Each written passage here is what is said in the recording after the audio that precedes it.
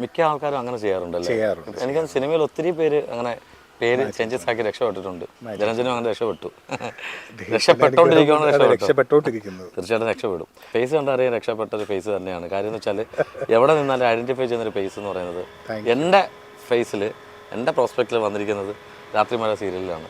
അപ്പോൾ അവിടെ നിന്ന് തന്നെ തുടങ്ങാം. അതിന് മുന്നേ ചെയ്തിട്ടുണ്ട്, ഹിറ്റ് കൊടുത്തിട്ടുണ്ടെങ്കിലും ആ ഒരു സീരിയലിലൂടെ അല്ലേ 3 മണി ചെയ്ത് രാത്രിമഴ. പറയാമോ എൻ്റെ വിശേഷങ്ങൾ? എൻ്റെ ഫസ്റ്റ് നായകവേഷമായിരുന്നു രാത്രിമഴ. അത് നമ്മുടെ പ്രൊഡ്യൂസർ ബൈജു ദേവരാജ് സാറാണ് അദ്ദേഹം തന്നെയാണ് 3 മണി എന്ന് പറയുന്ന എൻ്റെ ആദ്യ സീരിയലിൻ്റെ പ്രൊഡ്യൂസറായിരുന്നത്. അദ്ദേഹത്തിൻ്റെ അടുത്ത പ്രോജക്റ്റ് അതായത് രാത്രിമഴയിൽ എന്നെ കാസ്റ്റ് ചെയ്യുന്നത് ബൈജു സാറാണ്.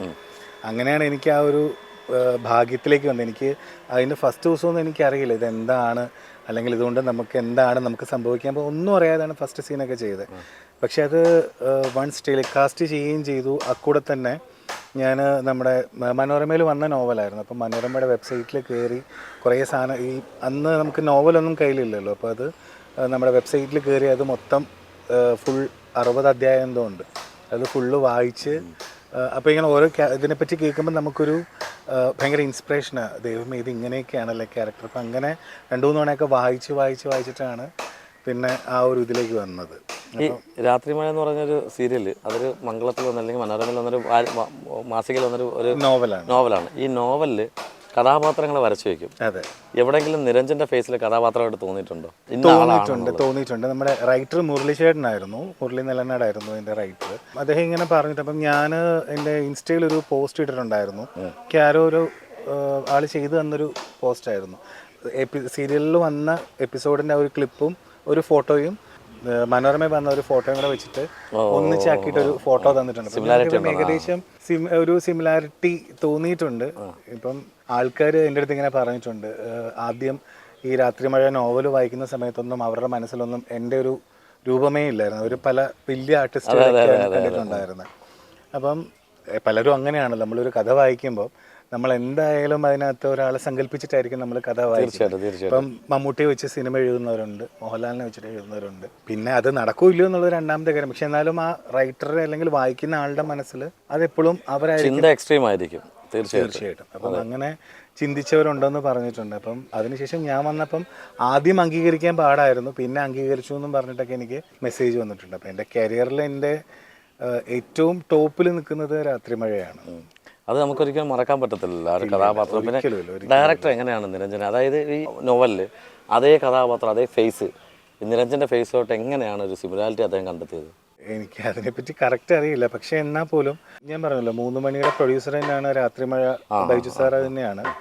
അപ്പം സാറ് തന്ന 2 ഗിഫ്റ്റിലൊന്നാണ് ഈ പറഞ്ഞ രാത്രിമഴ. 3 മണി ചെയ്തുകൊണ്ടിരിക്കുന്ന സമയത്താണ് ഏകദേശം എന്നെ അതിൽ നിന്ന് മാറ്റിയിട്ട് സാർ ഇതിലേക്ക് 2 ഫ്ലവേഴ്സിലായിരുന്നു ഇതിലേക്ക് എന്നെ കാസ്റ്റ് ചെയ്യുന്നത്. അപ്പം എന്തെങ്കിലും ഒന്ന് സാറ് കണ്ടിട്ടുണ്ടാവും. നമുക്കൊരു ആർട്ടിസ്റ്റ് എന്നുള്ള രീതിയിൽ നമുക്ക് അറിയാൻ പറ്റില്ല ഏത് രീതിയിലാണ് നമ്മളെ കാണുന്നത്, അല്ലെങ്കിൽ ആ കഥാപാത്രവുമായിട്ട് ആപ്റ്റ് ആയിട്ടുണ്ട് എന്നൊക്കെ പിന്നീട് ഇങ്ങനെ ആരൊക്കെ ഇങ്ങനെ പറഞ്ഞു കേട്ടിട്ടുണ്ട്. പിന്നെ എല്ലാം ദൈവത്തിന്റെ കയ്യിലാണ്. ഇമോഷണൽ ഹസ്ബൻഡ് ആയിരുന്നു കഥാപാത്രം. ഭയങ്കരമായിട്ട് ഒരു കാമുകയുണ്ട്. പക്ഷേ കുറച്ച് സിറ്റുവേഷൻസ് പ്രകാരം അയാൾ കല്യാണം കഴിച്ചു. കല്യാണം കഴിച്ചിട്ട് അപ്പം അയാൾക്ക് ആ കാമുകിയെ മറക്കാൻ പറ്റുന്നില്ല. അപ്പം ആ ഭാര്യയ്ക്കും കാമുകിക്കും ഇടയിലുള്ള ഒരു സംഘർഷമുണ്ട്.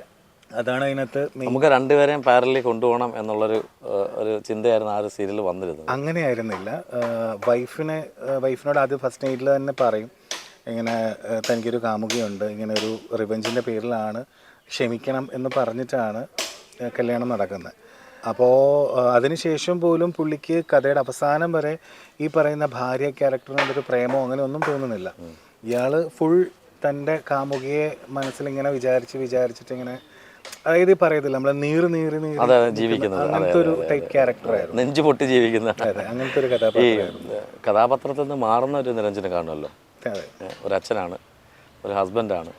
രാത്രിമഴ സീരിയൽ കണ്ട് ആ ഒരു കഥയായിട്ട് ബന്ധപ്പെടുത്തി വൈഫോട് സംസാരിക്കുമ്പോൾ അതുണ്ടെന്നല്ല, സംസാരിക്കും വൈഫ് എപ്പോഴെങ്കിലും പറഞ്ഞിട്ടുണ്ടോ നിങ്ങൾക്ക് ആ ക്യാരക്ടർ ചേർന്നിട്ടില്ല, അല്ലെങ്കിൽ അത് ചെയ്ത് കൊള്ളാം എന്നൊക്കെ? തീർച്ചയായിട്ടും പറയുന്നുണ്ട്. ഈ രാത്രിമഴ കഴിഞ്ഞിട്ടാണ് ജസ്റ്റ് എൻ്റെ എൻഗേജ്മെൻറ്റ് നടക്കുന്നത്. അപ്പോഴത്തേക്കും ഓൾറെഡി റണ്ണിങ് ടൈമിലാണ് ഞങ്ങളുടെ പെണ്ണ് കാണലും കാര്യങ്ങളൊക്കെ ഉണ്ടായത്.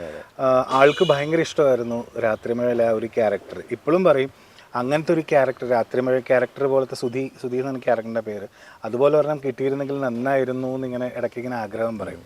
കാരണം ഈ എല്ലാവരുടെയും മനസ്സിൽ ഇപ്പം എനിക്കാണെങ്കിലും ഇപ്പം അനീഷിനാണെങ്കിലും നമുക്കൊരു പ്രേമം അല്ലെങ്കിൽ നമുക്കൊരു എല്ലാവരും ആഗ്രഹിക്കുന്ന സ്നേഹമാണ്. അതെ അതെ. അപ്പം എല്ലാവർക്കും ആ ഒരു അളവിൽ കിട്ടുക എന്ന് പറയുന്നത് ചിലപ്പം പോസിബിൾ ആയിട്ടുള്ള കാര്യമല്ല. അല്ലല്ല. അപ്പം കിട്ടുന്നത് ഭാഗ്യം എന്ന് വിചാരിക്കുന്നവരുണ്ട്, അപ്പം കിട്ടാത്തതും സങ്കടം എന്ന് ചിന്തിക്കുന്നവരുണ്ട്. അപ്പം എൻ്റെ അടുത്ത് ഒരു പ്രേക്ഷക ഇങ്ങനെ പറഞ്ഞിട്ടുണ്ട്, അതുപോലെ ജസ്റ്റ് ഒന്നൊരു കാര്യങ്ങൾ നമ്മളോട് സംസാരിക്കാമോ, അല്ലെങ്കിൽ സുധി അർച്ചനയെന്ന് വിളിക്കുന്നത് പോലെ എന്നോടൊന്ന് സംസാരിക്കാമോ എന്നൊക്കെ നമ്മുടെ അടുത്ത് ചോദിച്ചിട്ടുണ്ട്. അപ്പോൾ വൈഫ് ഇങ്ങനെ ഇടയ്ക്ക് ഇങ്ങനെ എപ്പോഴോ പറഞ്ഞിട്ടുണ്ട്, അതൊക്കെയാണ് സ്നേഹം എന്നൊക്കെ പറഞ്ഞിട്ട് ഇങ്ങനെ പറഞ്ഞിട്ടുണ്ട്. വൈഫ് എപ്പോഴെങ്കിലും ആഗ്രഹിക്കുന്നുണ്ടോ അതിലൊരു കഥാപാത്രമായിട്ടൊന്ന് ഒരു ഡയലോഗ് പറയാനായിട്ട് പറഞ്ഞിട്ടുണ്ടോ? ഇല്ല, അങ്ങനെ പറഞ്ഞിട്ടില്ല. പക്ഷേ ആൾക്ക് ഭയങ്കര ഇഷ്ടമായിരുന്നു സുധീഷ് എന്നുള്ള ക്യാരക്ടർ. അല്ല, വൈഫിന് മാത്രമല്ല, ഇത് സ്ത്രീ കഥാപാത്രങ്ങൾ അല്ലെങ്കിൽ സ്ത്രീ സമൂഹം ഉണ്ടല്ലോ, അവർക്കൊക്കെ ഒരു 90% ആൾക്കാർക്കും ഈ സുധി എന്ന് പറയുന്ന കഥാപാത്രം കൂടുതലായിട്ട് നെഞ്ചിലേറ്റിയ കഥാപാത്രമായിരുന്നു. അതെ, അങ്ങനെ ആ രീതിയിൽ എൻ്റെ അടുത്ത് പറഞ്ഞിട്ടുണ്ട് കേട്ടോ. കാരണം സുധി അർച്ചനയെ സ്നേഹിക്കുന്ന പോലെ ഒരാളെങ്കിലും ലോകത്തുണ്ടായിരുന്നെങ്കിൽ എന്ന് പറഞ്ഞിട്ട് നമ്മുടെ അടുത്ത് പറഞ്ഞിട്ടുണ്ട്. പക്ഷേ നമ്മളും അതുമായിട്ട് യാതൊരു ബന്ധവുമില്ല. എന്നിരുന്നാൽ പോലും നമ്മുടെ അടുത്ത് ആ ഒരു രീതിയിലൊക്കെ ഇങ്ങനെ സംസാരിച്ചു. നിരഞ്ജൻ, ഞാൻ പറയട്ടെ, ഇപ്പോൾ നമ്മൾ വെളിയിൽ ഇറങ്ങുമ്പോൾ നമ്മൾ ആ കഥാപാത്രത്തെയാണ് അവർ കാണുന്നത്. നിരഞ്ജൻ എന്ന് പറഞ്ഞൊരു ജെന്യൂൻ ആയിട്ടുള്ള പേഴ്സണേ അല്ല.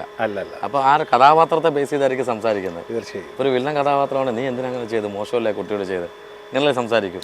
രാത്രി മഴ കഴിഞ്ഞ സമയത്ത്, ഇറങ്ങുന്ന സമയത്തൊക്കെ, സ്റ്റില്ല് കഴിഞ്ഞ സമയത്ത് പുറത്തിറങ്ങുമ്പോൾ എന്തെങ്കിലുമൊക്കെ ഉപദേശങ്ങളോ അല്ലെങ്കിൽ എന്തെങ്കിലുമൊക്കെ വന്നിട്ടുണ്ടോ ആരെന്നുള്ള ഭാഗത്ത്? ഞാൻ ഗുരുവായൂരമ്പലത്തിൽ ചെന്ന സമയത്ത് ഒരമ്മ എന്നെ ഇങ്ങനെ കെട്ടിപ്പിടിച്ച് കരഞ്ഞിട്ട് പറഞ്ഞു, മോനെ സ്നേഹമാകാം, പക്ഷെ മോനിങ്ങനെ അന്ധമായിട്ട് സ്നേഹിക്കരുത്. അതിപ്പം ജീവിതത്തിലാണെങ്കിലും ഒരാൾ നഷ്ടപ്പെട്ട് കഴിഞ്ഞാൽ മറ്റൊരാൾക്കത് താങ്ങാൻ പറ്റില്ല. മോൻ്റെ ഓരോ ഇതും കണ്ടിട്ട് നമുക്ക് ഭയങ്കര സങ്കടം വന്നിട്ടുണ്ട്. അപ്പോൾ അതുകൊണ്ട് മോൻ അഭിനയമാണെന്നറിയാം, എന്നിരുന്നാൽ പോലും മോൻ അങ്ങനത്തെ സംഭവം ചെയ്യരുത്, മോൻ കരയുമ്പം നമുക്കും വിഷമം വരും എന്നിങ്ങനെ പറഞ്ഞിട്ടുണ്ട്. അപ്പം തിരിച്ചെന്തായിരുന്നു റിപ്ലൈ? അത് സീരിയലാണോ?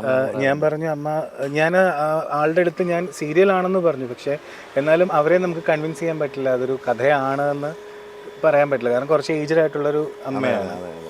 അപ്പോൾ അവരെ സംബന്ധിച്ച് ഈ സുധീഷ് എന്ന് പറയുന്ന ആള് ഇന്നും ജീവിച്ചിരിക്കുന്നൊരു വ്യക്തിയാണ്.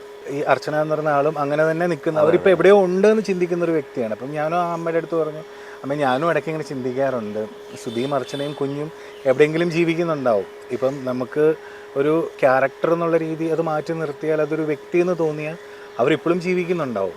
അപ്പം അവർ ആ രീതിയിൽ ചിന്തിക്കുകയാണ്. അപ്പോൾ അവരിങ്ങനെ പറഞ്ഞു, അതിൻ്റെ ക്ലൈമാക്സിൽ നിങ്ങൾ ഒരുമിച്ചുള്ള കുറച്ച് ജീവിതം കാണിക്കാനായിരുന്നു എന്നൊക്കെ ഇങ്ങനെ പറഞ്ഞ് ഭയങ്കര സങ്കടമായിരുന്നു. എന്താ പറയുക, കെട്ടിപ്പിടിക്കുക അനുഗ്രഹിക്കുകയൊക്കെ ചെയ്തിട്ടാണ് അവർ വിട്ടത്. അതൊക്കെ കാണുമ്പോൾ നമുക്ക് സന്തോഷമല്ലേ? ഭയങ്കര സന്തോഷം.